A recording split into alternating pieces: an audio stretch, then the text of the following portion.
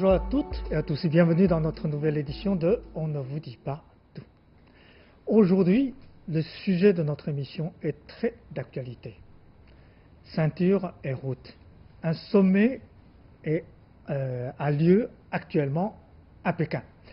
37 chefs d'État sont présents.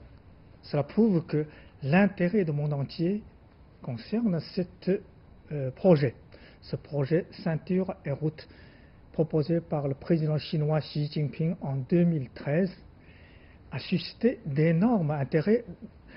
Comment dirais-je, une centaine de pays ont déjà participé, y compris l'Italie, Suisse, 2 pays européens. Alors, l'intérêt suscité par cette initiative compare un doute aussi, des interrogations aussi. Beaucoup de gens posent beaucoup de questions sur cette initiative. Et aujourd'hui, je suis très heureux d'avoir 2 invités pour justement répondre à ces doutes, à ces interrogations. Voilà mes 2 invités. D'abord, Camille Chen. Bonjour. Bonjour. Vous êtes française d'origine chinoise, ça se voit. Oui. Et vous êtes rédactrice de Radio LCF La Chine en français. Voilà, c'est une plateforme multimédia avec radio, web TV et rédactionnel consacrée aux échanges franco-chinois. Voilà. Et vous êtes auteur aussi de plusieurs ouvrages sur la Chine. Juste 3. Okay. Sur les échanges franco-chinois, voilà. Voilà. Et merci d'avoir accepté notre invitation. Surtout, vous êtes venu de Paris directement. Oh oui, je suis encore sous l'effet du décalage horaire. Hein. Ok. Bon, merci. Et mon deuxième invité, professeur Li Tan, vous êtes aussi un grand connaisseur des relations entre la France et la Chine. Et vous êtes professeur de l'Institut de la diplomatie de Pékin. Oui. Je m'intéresse surtout aux échanges entre la Chine et les pays francophones, et notamment la France, bien sûr. Voilà, donc, la première spécialité, c'est la langue française, je l'enseigne. Voilà. Et justement, ma première question est à vous. Vous savez, l'initiative en chinois s'appelle d'abord ceinture et route. Et apparemment, les Français préfèrent traduire de nouvelles routes de la soie. Et pourquoi? Et quelle est la différence? Et surtout, pourquoi ceinture et route? Les 2 expressions reviennent à la même chose, donc il n'y a pas de différence fondamentale entre ces deux termes. Au début, pour une traduction transcodage de l'expression chinoise, c'est-à-dire Yitailu, on l'a traduit comme une ceinture et une route. Une ceinture? Une ceinture, ça veut dire une ceinture économique de la route de la soie. La route de la soie, ça fait référence bien sûr à cette route de la soie historique qui reliait la Chine à l'Europe en traversant l'Asie centrale depuis plus de 2000 ans, à l'époque des Qing et des Tang. Donc, c'est-à-dire en Europe, c'est à l'époque de l'Empire romain. Les nobles étaient déjà très fiers de pouvoir porter des robes ou d'autres vêtements faits en soie chinoise. Donc, le nom de cette route commerciale vient de là. Donc, c'est la raison pour laquelle on a nommé la route de la soie traditionnelle. Aujourd'hui, on a emprunté ce nom à cette ancienne route pour nommer cette nouvelle initiative lancée par le président chinois Xi Jinping en 2013. Je fais partie d'un comité qui est en charge de la traduction des termes, des nouveaux termes chinois en français, qui s'appelle le comité organisationnel du forum pour la traduction chinois-français. Donc c'est vous qui avez traduit? C'est pas moi-même, donc c'est notre équipe, c'est notre équipe, notre comité, les autres membres de ce comité, nous avons travaillé ensemble pour trouver une traduction adéquate à ce nouveau terme. Au début, la version française a été choisie pour une ceinture, une route, mais selon la plupart de nos interlocuteurs francophones, les Français, ce n'est pas très joli en français. Donc, il vaut mieux de remplacer l'article indéfini par l'article défini, la ceinture et la route, ou bien tout simplement, il vaut mieux enlever les ceinture articles. et route. tout. Ceinturer la route. L'initiative Ceinturer la route. Et pour la plupart des médias français, ils préfèrent utiliser Nouvelle route. les nouvelles routes, l'initiative, les nouvelles routes de la soie. Voilà, c'est ça l'histoire, un peu ça D'accord, l'histoire. ok. Nouvelle route de la soie. Alors, Camille Chan, les Français ont entendu parler. Oui, sûrement. bien sûr, on en parle tellement, enfin, je vais dire, en Chine, on en parle beaucoup, mais pour être totalement transparente avec vous, la majorité des Français connaissent mal le concept chinois de nouvelle route de la soie. Pourquoi? Je pense qu'il y a deux raisons principales. Premièrement, même si les médias français en parlent, mais les médias français qui s'adressent au grand public n'en parlent pas beaucoup. Ou alors, ce n'est pas à des heures de grande écoute. Enfin, c'est pas un grand sujet. Ben, pour eux, ce n'est pas un grand sujet. Ben, justement, c'est la deuxième raison, c'est que comme il s'agit d'une initiative chinoise, même si elle est en train de devenir internationale et planétaire, eh bien, selon la loi de la proximité, les Français ne se sentent pas concernés, on va dire, ils ne se sentent pas directement concernés. Mais quand même. Cela étant, oui. Oui, cela étant. Cela étant, il y a Français et Français. Parmi les Français qui s'intéressent à la Chine pour différentes raisons, parce qu'ils commercent avec la Chine ou alors parce qu'ils font des travaux d'études sur la Chine, eh bien, on peut observer quand même trois types d'opinions totalement différents. Il y a les Français qui se montrent clairement optimistes. Ils approuvent ce sujet, ce projet. Pourquoi? Parce que pour eux, c'est... C'est une opportunité historique ou c'est une menace? Justement, pour répondre à votre question avec clarté, pour la première catégorie de personnes qui ont étudié le projet en profondeur, parce que lorsqu'ils étudiaient le projet, j'étais avec eux, je savais comment ils travaillaient, ils se documentaient énormément. Pour eux, c'est vraiment une opportunité, au lieu d'être une menace. C'est une opportunité parce que tout le monde connaît la crise du subprime qui a déclaré en 2007. Eh bien, après cette crise, beaucoup de pays connaissent la récession. La Chine n'est pas épargnée. Voilà. Et dans ce contexte précis, il faut un projet solide pour relancer l'économie mondiale. Pour eux, c'en est un. Eh bien, le moment arrive pour ces Français justement de saisir l'opportunité pour en tirer profit. Après, il y a aussi les personnes. Bon, là, maintenant, je passe à la deuxième catégorie de personnes. Ces gens-là, ils observent plutôt une attitude, on va dire, réticente. Une attitude réticente. Personnellement, je pense que le président Macron est le représentant de cette deuxième catégorie de personnes. C'est parce que... Ils s'y opposent pas de façon catégorique. Ils observent. Ils observent, attendre. mais personnellement, je pense qu'on a raison d'observer. Pourquoi? Parce que d'abord, c'est une initiative proprement chinoise. Ça démarre de la Chine, même si ça concerne, on va dire, de plus en plus de pays, une centaine. Il n'empêche que quand on ne connaît pas, il vaut mieux l'analyser. D'accord. Voilà. Bon. Après, on passe à la troisième et dernière catégorie de personnes. Ceux-là, ils s'y opposent clairement. Tout simplement parce que c'est un projet qui vient de la Chine, et pour les Occidentaux, la Chine, c'est une dictature politique, eh bien, c'est dangereux. Voilà. C'est justement, ça suscite d'autres questions. Justement, ces troisième catégorie de personnes sont beaucoup plus nombreux aux États-Unis.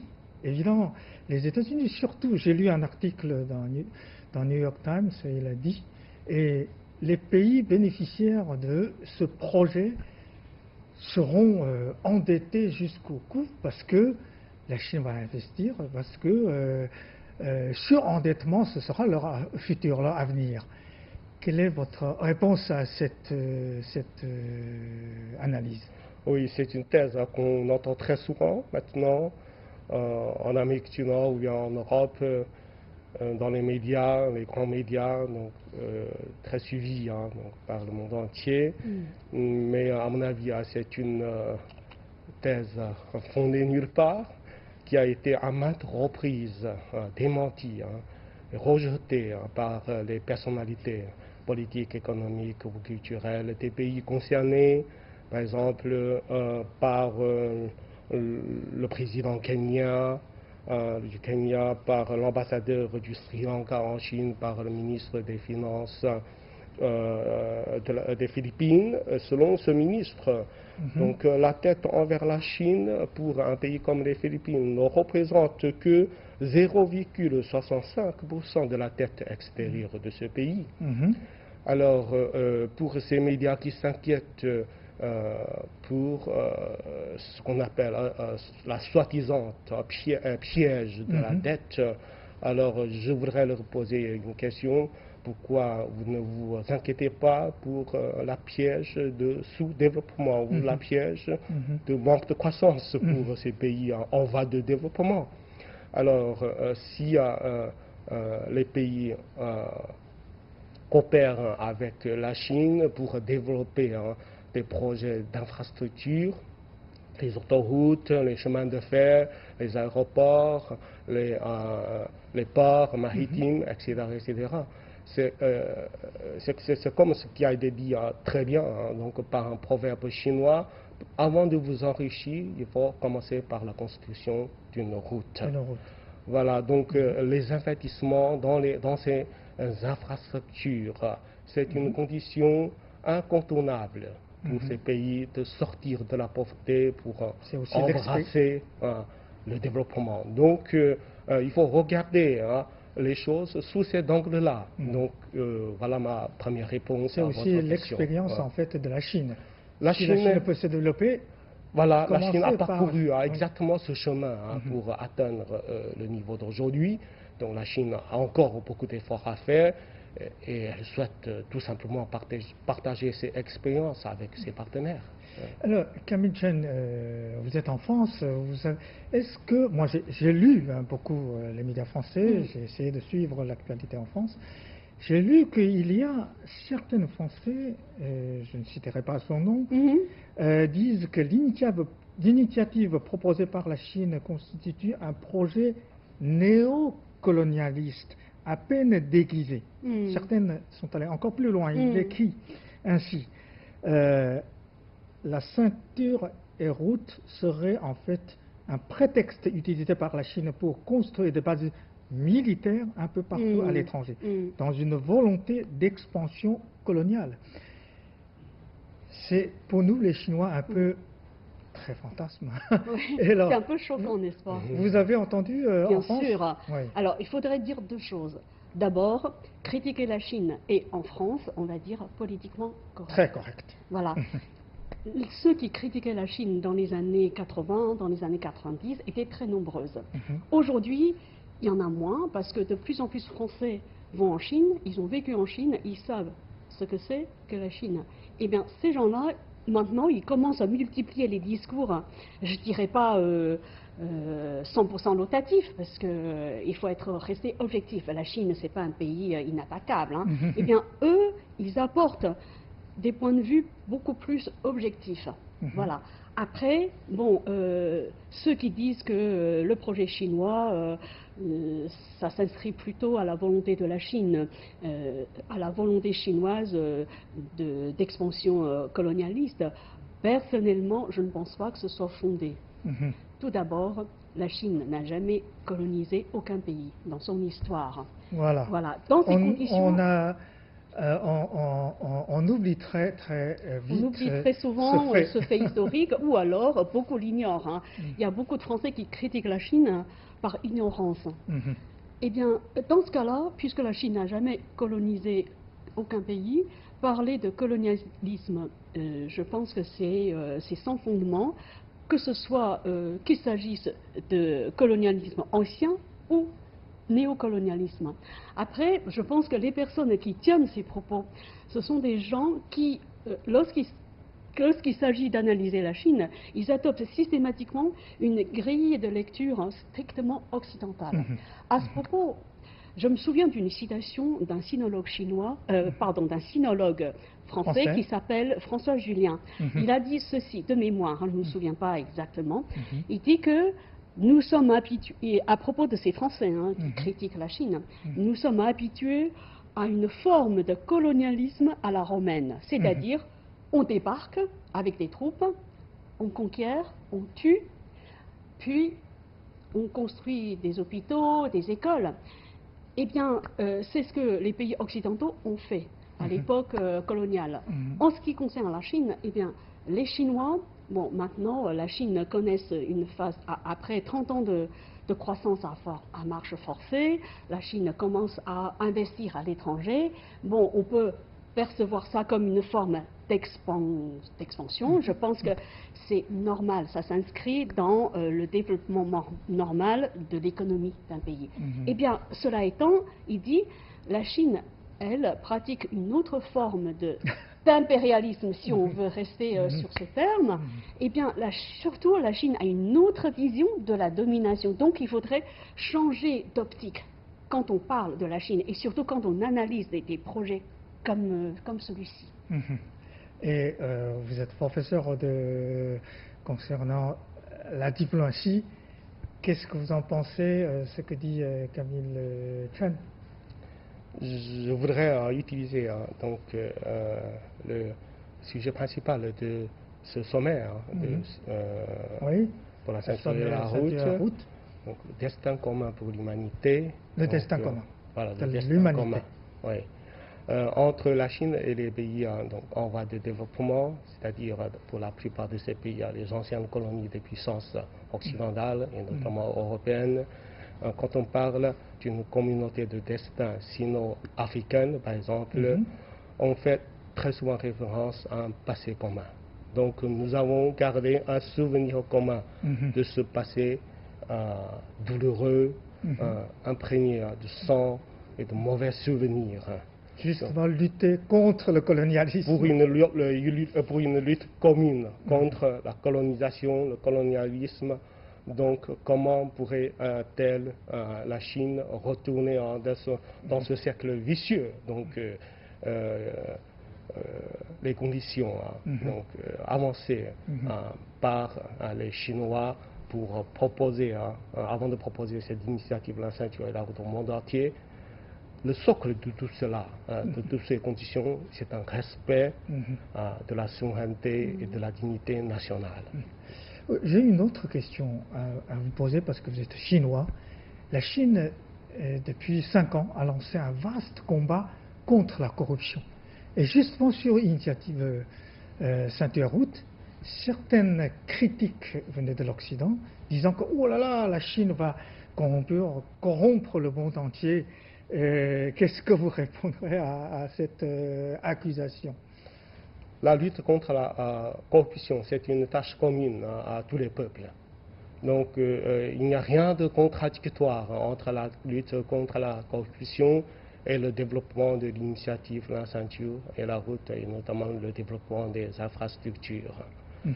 Pour la mise en œuvre de cette initiative, les mots-clés avancés communément par les Chinois et leurs partenaires, c'est d'abord l'inclusivité, l'ouverture et puis la transparence.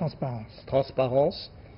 Cette année, pour organiser ce sommet, parallèlement, nous organisons 12 conférences thématiques. Parmi ces conférences thématiques, vous avez une conférence consacrée à ce qu'on appelle la route de la soie intègre.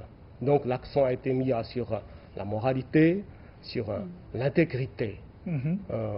Voilà, donc tout un système de contrôle a été ou sera mis en place pour garder la transparence de ces projets, une consultation pleine des acteurs engagés dans ces projets et des études très approfondies et très sérieuses de faisabilité des choses, une évaluation très approfondie et très sérieuse des risques auxquels pourraient faire face à ces projets. Voilà, toutes les mesures adoptées par les parties concernées pour remplir ces deux missions ensemble.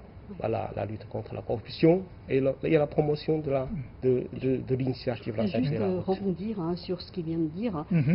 Qu'il y ait des accusations concernant certaines pratiques de la part de la Chine, on va dire, qu'il y ait des accusations de corruption, je pense que c'est normal parce que dans la pratique de tel projet, on ne peut pas empêcher que certaines personnes corrompues pratiquent la corruption. Mais ce n'est pas une raison pour dire que le projet des nouvelles routes de la soie vise justement à corrompre le pays. Je ne le pense pas. Oui, mais ces accusations apparemment sont répétées partout dans le monde occidental. Mais ça sert d'alerte, tant mieux. Voilà. Et vous savez, les critiques sur l'initiative Ceinture Route ne venant pas principalement de l'Europe, mais des États-Unis. Et les États-Unis, vous savez qu'Emile Chen avait lancé un plan Marshall après la Seconde Guerre mondiale. Voilà. Ce plan a aidé effectivement l'Europe à reconstruire. C'est vrai. Mais il a imposé certaines conditions, par exemple le dollar. Ouais. Et surtout, c'est que le modèle de développement américain, c'est dans le cadre de la guerre froide. Alors, actuellement, j'ai lu une phrase écrite par un Américain, il a dit, alors, la ceinture et route est aussi un nouveau plan Marshall qui vise à ressusciter le système tributaire impérial sous lequel les nations asiatiques échangeaient leur loyauté contre la possibilité de faire du commerce. C'est un peu cette comparaison. Est-ce que vous pensez que c'est fondé ou vous avez votre propre analyse? Ben, oui, j'ai ma propre analyse. Je ne pense pas que ce soit fondé pour plusieurs raisons. Pour les gens qui ignorent aussi bien l'un et l'autre projet, et d'un point de vue macro, c'est vrai qu'on peut comparer les sujets. Mais quand on va dire, quand on creuse un peu, quand on regarde les détails, on voit qu'il n'y a pas beaucoup de similitudes entre les deux projets. Par exemple, l'initiative La ceinture et la route, c'est une initiative d'abord chinoise et aussi internationale, alors que le plan Marshall, c'était un projet qui visait à reconstruire l'Europe. Donc c'était un projet beaucoup plus régional. Donc c'est pas du tout la même ampleur. Après, au niveau des montants aussi, c'est pas comparable. Le plan, l'initiative Les ceintures et la route, ça concerne, enfin je vais dire, ça implique un investissement de 1000 milliards de dollars. Je parle sous le contrôle de professeur Littan. Et tandis que le plan Marshall, c'était quoi, 10 milliards, je crois. Et aussi, je pense que il est vrai que le plan Marshall a imposé beaucoup de contraintes, comme par exemple l'utilisation du dollar. Et aussi, il visait aussi à limiter, si j'ai bien compris, l'influence de l'Union soviétique. Après, je pense que avancer de façon catégorique les contraintes imposées par ce plan pour dire que voilà, le projet chinois impose aussi des contraintes. Bon, là, je pense qu'il faudrait vraiment nuancer les propos. D'abord, quelles sont les contraintes imposées par la Chine? On peut se poser la question. À cette personne-là, les contraintes, c'est quoi? Moi, ben voilà, quelles contraintes? Il n'y a pas de contraintes. Voilà, et s'il n'y a pas de contraintes dans ce cas-là, les deux projets ne sont absolument pas comparables de ce point de vue-là. Et maintenant, j'aimerais qu'on m'apporte des preuves. Oui. Bon, vous savez, les critiques, les doutes venant de partout, il y a un qui a tenu mon attention très particulier, c'est que j'ai lu en France un article disant que cette initiative va provoquer une remise en question, voire une réécriture sur les normes mondiales telles qu'elles sont définies actuellement. C'est-à-dire la Chine veut, à travers cette initiative, changer les règles du monde. Est-ce que, professeur Littan, c'est l'intention des Chinois? Moi aussi, j'ai lu beaucoup de choses là-dessus. Est-ce que les Chinois souhaitent, à travers cette initiative, réorienter donc, les règles du jeu sur la scène internationale? Cette réponse doit être nuancée. D'abord, il est clairement stipulé dès le début que les Chinois ne veulent absolument pas remplacer ou éliminer les mécanismes de coopération internationale existants si ils ont décidé de proposer cette initiative. Attention, c'est une initiative, ce n'est pas une stratégie unilatérale chinoise. Qu'est-ce que c'est une initiative? Ça veut dire, vous avez des propositions de la part des Chinois, il faut que vous consentez à cette initiative, que vous participez de façon volontaire à cette initiative, que les parties concernées puissent commencer à travailler ensemble. Voilà, si les Chinois ont décidé de proposer cette initiative, donc bien sûr, pour accompagner cette initiative, nous aurons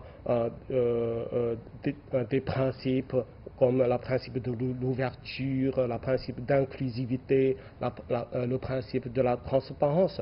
Mais tous ces principes, c'est pour compléter les principes existants, ce n'est pas pour les remplacer. Tout le nouveau mécanisme, c'est pour compléter, pour combler les vides dans les mécanismes existants. Ce n'est pas pour les éliminer, pour les remplacer. Et j'aimerais bien dire un peu plus là-dessus. Concernant l'ordre international, il faut également nuancer notre réponse.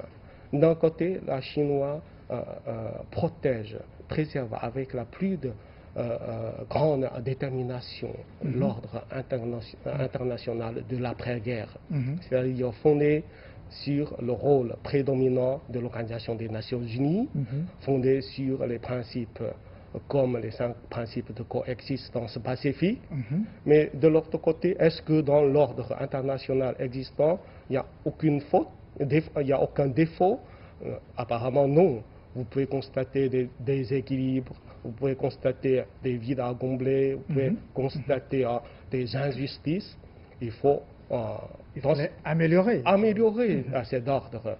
Donc c'est à ce niveau-là que les Chinois, avec la plupart des pays en voie de développement, luttent depuis de longues années pour un nouvel ordre économique international. Donc il faut comprendre les choses à ces deux niveaux. D'accord. Bon. Est-ce que je pourrais juste je vous en prie. Ajouter un point de vue par rapport à ce que j'ai dit tout à l'heure à propos des contraintes? Eh bien, si j'ai bien compris, le plan Marshall visait, entre autres, à limiter l'influence de l'Union soviétique. C'est la raison pour laquelle les Américains ont imposé des conditions tellement draconiennes qu'au final, les Soviétiques ont déclaré forfait. Ils n'ont pas participé. Tandis que l'initiative, la ceinture et la route, est beaucoup plus, si j'ai bien compris, est beaucoup plus inclusive. On n'élimine personne. La preuve, c'est qu'aujourd'hui, le nombre de participants atteint une centaine. Est-ce que la Chine a imposé des contraintes? Centaines de pays. J'attends toujours les preuves. Moi aussi, j'aimerais bien ajouter quelque chose sur ce système tributaire que vous avez évoqué tout à l'heure. Beaucoup de mal a été dit sur ce système tributaire qui était en fait l'ordre des relations internationales au Moyen-Âge pour l'Asie de l'Est. Mais il faut regarder les choses avec une vision historique comparée au colonialisme sanglant et sauvage pratiqué par les Occidentaux à l'époque. Ce système n'est pas si mauvais que ça. Donc ça peut être considéré comme un système des relations internationales beaucoup plus civilisé, entre guillemets, par rapport au système occidental. Colonial. Bon, je crois qu'on a essayé de répondre à certains doutes, certaines interrogations sur l'initiative Ceinture Route. Mais je crois qu'il y en a encore beaucoup. En fait, sur la liste de mes questions, il y en a encore beaucoup. Mais on n'a plus le temps, malheureusement. Et quand même, je vous remercie parce que vos réponses sont très claires.